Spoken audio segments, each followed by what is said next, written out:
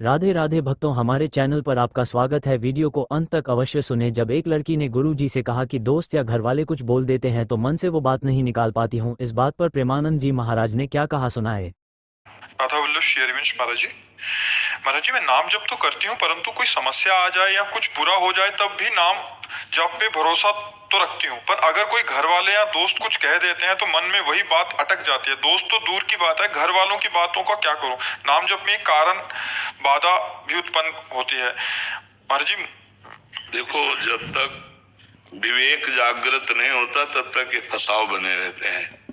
जहाँ विवेक होता है एक सेकेंड में काट करके स्थित हो जाता है। मान लो किसी ने हमको कुछ कहा तो उस पर हम विचार करते हैं। अगर उसने व्यर्थ में हमको कहा तब तो सोचने लायक बात है ही नहीं। और अगर हम में कमी है, वो कमी कहा तो हमें दूर कर लेना चाहिए। अब जैसे कोई हमारा उपहास करे, भक्ति का उपहास करे, तो हम समझ लेना वो व्यर्थ है। बातुल भूत विवश मतवारे ते नहीं बोले हैं वचन विचारे, तिनकर कहा सुनी नहीं काना। हम ज्यादा देर अगर संसार की बात का चिंतन करके टिकेंगे तो हमारा अंतःकरण मलिन हो जाएगा। या तो हमसे उससे द्वेष हो जाएगा और या तो राग हो जाएगा। अनुकूल बात है तो राग हो जाएगा, प्रतिकूल है तो द्वेष हो जाएगा।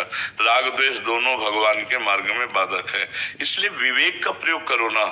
घर का या बाहर का कोई कुछ बोले, हम उसके बोलने से अपने दिमाग को परेशान कर लें, ये बुद्धिमानी नहीं, ये विवेक नहीं है। हमें अपनी मर्जी में जीना है। पहले तो ये सीखो। तुम मुस्कुराओ तो हम मुस्कुरा दें। ऐसा जीवन जिसका है ना, वो बहुत खतरे का जीवन है। पहली बात तो आप चाहे बच्चा हो, चाहे जवान हो, चाहे कोई भी हो, आप अपनी मस्ती को नष्ट मत होने दीजिए। आजकल मस्ती को समझा जाता है व्यभिचार, शराब पीना, पार्टी बदी, नशा। ये मस्ती नहीं है, ये गुलामी है, ये पराधीनता है। विषयों की गुलामी, व्यसन की गुलामी, नाना प्रकार की।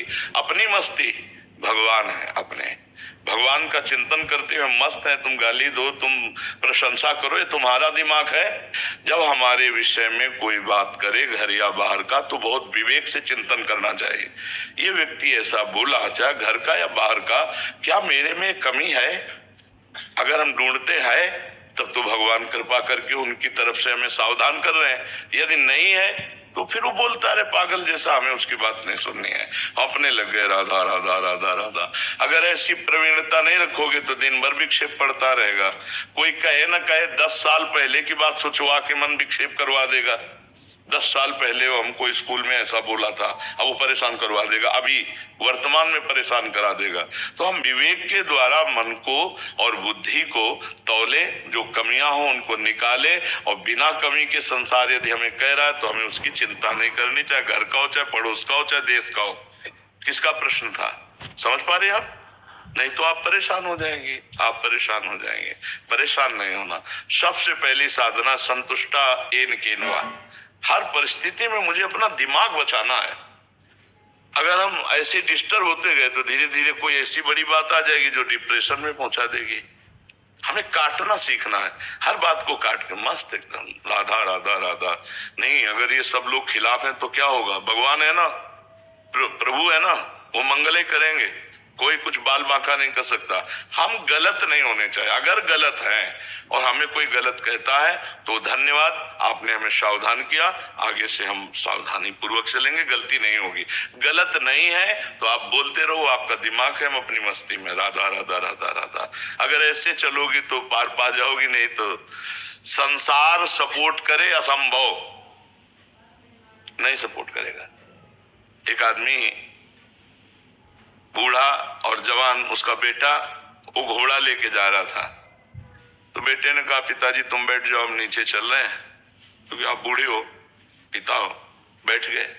4 लोग मिले। अरे इस बुढ़े को शर्म नहीं आ रही, लड़के को पैदल चला रहा है, ऊपर घोड़े में बैठा है। उनका तुम बैठ जाओ, वो नीचे चले। 4 लोग मिले, बोले जवान हो के शर्म नहीं आ रही, बूढ़े को पैदल चला रहा है। बोले पिताजी तुम भी बैठ जाओ। बैठ गए। बोले आराम का घोड़ा मिला होगा, दोनों चढ़े हो इसमें। दोनों उतर गए। बोले यार कितने बेवकूफ है, घोड़ा खाली जा रहा है। अब बोलो घोड़े वाला करे क्या?